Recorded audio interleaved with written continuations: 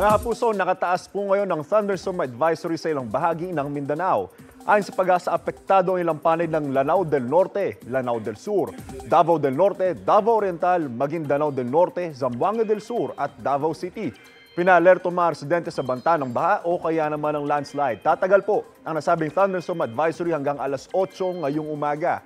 Base naman sa rainfall forecast ng Metro Weather, posible rin ang ulan ngayong umaga sa ilang bahagi ng Northern at Southern Luzon, kasama po dyan ang Western Visayas at ang Mindanao. Magpapatuloy po at magiging malawakan pagsapit ng hapon. Posible po ang heavy to intense rain sa ilang lugar at maaaring magdulot po yan ng pagbaha o kaya naman ng landslide. Dito naman sa Metro Manila ay uulan din po tayo ngayong araw. Ayon sa Pag-asa, mga local thunderstorm ang mararanasan sa malaking bahagi ng bansa habang may umiiral naman na frontal system sa extreme Northern Luzon. Ingat po tayong lahat, mga kapuso. Ako po si Anjo Pertiera. Know the weather before you go. Para mark safe lagi, mga kapuso.